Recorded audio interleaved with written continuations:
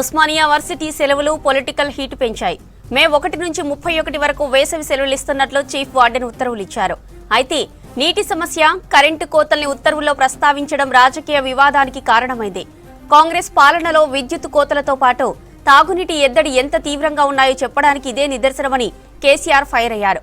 మరోవైపు ఏటా ఇలాగే నీటి, కరెంటు సమస్యను ప్రస్తావిస్తూ వర్సిటీకి సెలవులిస్తామని చీఫ్ వార్డెన్ స్పష్టం చేశారు. ఇంకోవైపు వర్సిటీలో నీటి సమస్య, కరెంటు కోత లేవన్నారు డిప్యూటీ సీఎం భట్టి. మాజీ సీఎం కేసీఆర్ పై తీవ్రంగా ఫైర్ అయ్యారు ముఖ్యమంత్రి రేవంత్ రెడ్డి. కేసీఆర్ ను చూస్తే గోబల్ మళ్లీ పుట్టడిస్తాననిపిస్తోంది ట్వీట్ చేశారు.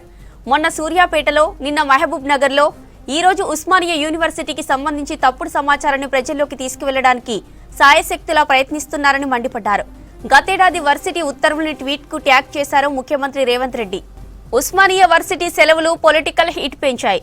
మే 1 నుంచి 31 వరకు వేసవి సెలవులు ఇస్తున్నట్లు చీఫ్ వార్డెన్ ఉత్తర్వులు ఇచ్చారు.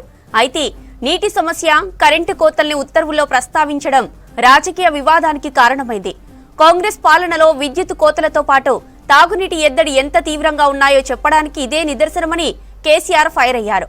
మరోవైపు ఏటా ఇలాగే నీటి, కరెంటు సమస్యను ప్రస్తావిస్తూ వర్సిటీకి సెలవులిస్తామని చీఫ్ వార్డెన్ స్పష్టం చేశారు. ఇంకోవైపు వర్సిటీలో నీటి సమస్య, కరెంటు కోత లేవన్నారు డిప్యూటీ సీఎం భట్టి విక్రమార్క. మాజీ సీఎం కేసీఆర్ పై తీవ్రంగా ఫైర్ అయ్యారు ముఖ్యమంత్రి రేవంత్ రెడ్డి. కేసీఆర్ ను చూస్తే గోబెల్ మళ్లీ పుట్టాడనిపిస్తోందని ట్వీట్ చేశారు. మొన్న సూర్యాపేటలో, నిన్న మహబూబ్ నగర్ లో, ఈ రోజు ఉస్మానియా యూనివర్సిటీకి సంబంధించి తప్పుడు సమాచారాన్ని ప్రజల్లోకి తీసుకువెళ్లడానికి సాయశక్తిలా ప్రయత్నిస్తున్నారని మండిపడ్డారు. గతేడాది వర్సిటీ ఉత్తర్వుల్ని ట్వీట్ కు ట్యాగ్ చేశారు ముఖ్యమంత్రి రేవంత్ రెడ్డి. ఉస్మానియా వర్సిటీ సెలవులు పొలిటికల్ హీట్ పెంచాయి. మే 1 నుంచి 31 వరకు వేసవి సెలవులు ఇస్తున్నట్లు చీఫ్ వార్డెన్ ఉత్తర్వులు ఇచ్చారు. అయితే నీటి సమస్య, కరెంటు కోతల్ని ఉత్తర్వుల్లో ప్రస్తావించడం రాజకీయ వివాదానికి కారణమైంది. కాంగ్రెస్ పాలనలో విద్యుత్ కోతలతో పాటు తాగునీటి ఎద్దడి ఎంత తీవ్రంగా ఉన్నాయో చెప్పడానికి ఇదే నిదర్శనమని కేసీఆర్ ఫైర్ అయ్యారు. మరోవైపు ఏటా ఇలాగే నీటి, కరెంటు సమస్యను ప్రస్తావిస్తూ వర్సిటీకి సెలవులిస్తామని చీఫ్ వార్డెన్ స్పష్టం చేశారు.